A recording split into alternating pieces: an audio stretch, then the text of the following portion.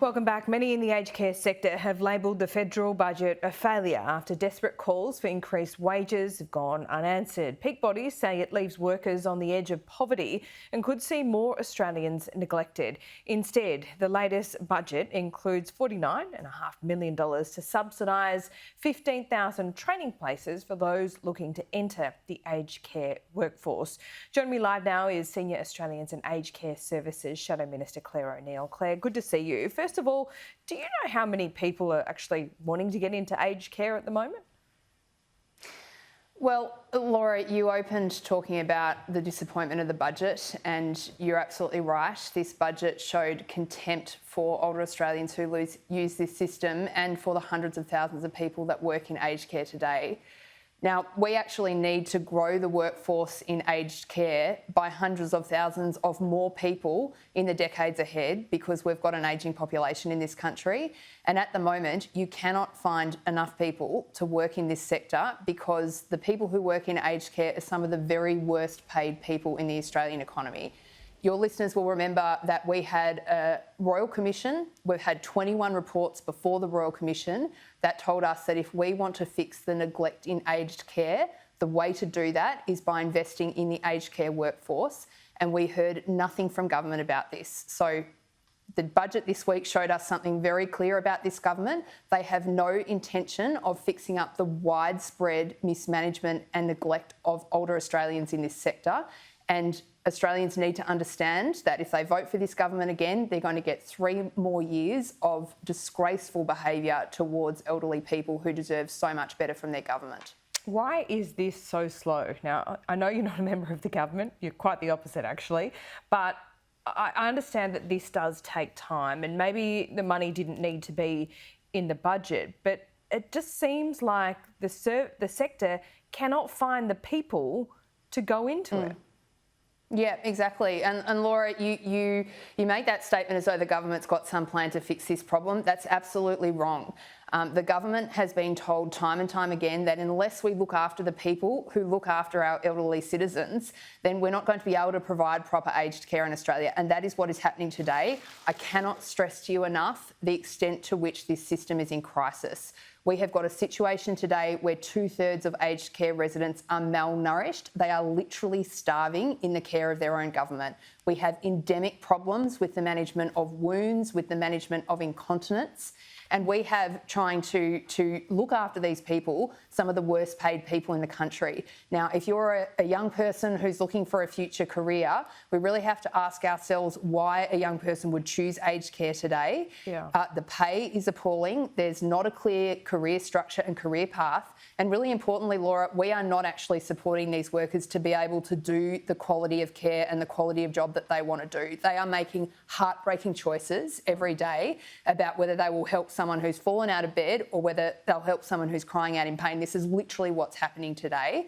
So we've got to fix the job of what it is to be an aged care worker, and then we'll start to see the care improvements that elderly people deserve. Yeah, look, there's a lot of privately run, profitable aged care centres as well. On average, are they paying their workers more? Is the crisis in these centres? The crisis is absolutely across the entire sector, Laura, and I think the government's been quite clever in how it's tried to sort of point the finger at providers and say, oh, you know, the money's being wasted and this sort of thing. No. In my experience in aged care, the vast majority of people are trying to do the right thing. They are not being supported by government to do this, and we need to go to the person who's responsible here. Scott Morrison cut billions out of aged care while he was Treasurer of this country. He cannot be surprised when years later we see the type of widespread neglect that's there. But can I just say, one of the big important things for Labor is that there is a lot of money going into this system, and one of the frustrations we have with government is that they've essentially privatised the system. They're giving money to the providers. We don't have clarity as Australians about where that money's going. So what Labor wants to see... $17.7 billion in the last budget, wasn't it? Which is, you know, a lot of money. But do we know how much money has been paid out there? Is this what you're talking about when it comes to transparency? Yeah, yeah, exactly. So the $17.7 billion, no one will be surprised that was, a few clever budgeting tricks by government where they basically brought forward a bunch of announcements about spending they were going to have to do anyway. And that's why I'd challenge you to find a single person in this country who can see any improvement to aged care than where we were a year ago. The truth is that the system has deteriorated significantly. Okay. But I do believe that we need more transparency in that system. Australians are paying a lot. They're not getting quality care out the other end, and we need to understand why. There was an emphasis on skills training, and that's important in this budget. But the way I see it, Clare, is that there's not just a skills shortage, there is a labour force shortage in this area. It is not competitive with the NDIS. So what are you going to do there? I mean, we spoke to Mike Baird. This is just so frustrating, to be honest, because the unions are saying get people in and they want to get Aussies into jobs. We all want that, but don't we need to do a massive recruitment drive overseas? Yeah, so I think we need to do a massive recruitment drive. My preference is to find Australians first for these roles. And even though we've got a low unemployment rate in Australia, there's still 1.5 million Australians who are either not in work or who are not working as much as they would like to. Right. So how do you get those people in, and how long do you give it? I mean, if you're in government, so you go, okay, we want these Aussies in jobs. Do you try as hard as you can for 3 or 4 months, and then if you can't get those people, you spend money and try and get people overseas? Yeah. So, Laura, the first thing we've got to do is fix the job of being an aged care worker, because even the government's training places, a lot of people that get the training in care that would enable them to work in either disability or aged care are going straight into disability, because you will earn $6, $7 an hour more as a disability worker. And, the people working in disability are not exactly on top dollar here. So we're talking about aged care workers getting paid, between $21 and $22 an hour for doing some of the most difficult and important work in the community. And that's just wrong. So Labor has said that we want to address that. We want to see aged care workers paid the respect that they deserve. And I think if we do that, and if they've got a government in place that's actually said, you know what, we're going to have a go at fixing this thing, then we are going to see people come into the sector. Because when I talk to aged care workers, Laura, there are the most amazing people in this country working in this sector. And what they say to me is, we love our job. We just want to be able to do it properly, and we want to be able to be paid a living wage for that work that we're doing. And so these are the things that need to be resolved. I believe the Labor is there, but we've got to fix that job first. Was there that bonus payment?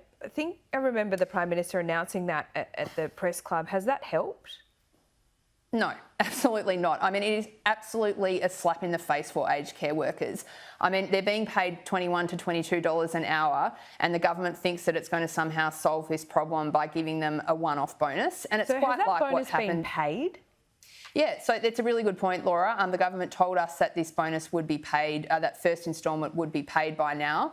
Our evidence from talking with the worker representatives and with workers themselves is that most have actually not received the bonus payment yet. So we're asking some questions of government at the moment about what on earth is going on here. But Laura, it's the same old story again and again. You get good front pages and the government says it's going to do this or that. And in the end, the implementation's just never there. And this is affecting the work of aged care workers. They're not even getting that paltry bonus payment that they were promised. What they really need is a proper pay rise for their work to be properly respected. That is the only pathway for us to get quality care for elder Australians in this country. Wow. Well, it should be on the front page every day. Clare, I wish I had 20 more minutes, but I don't. We'll speak soon though. Great. Thanks, Laura.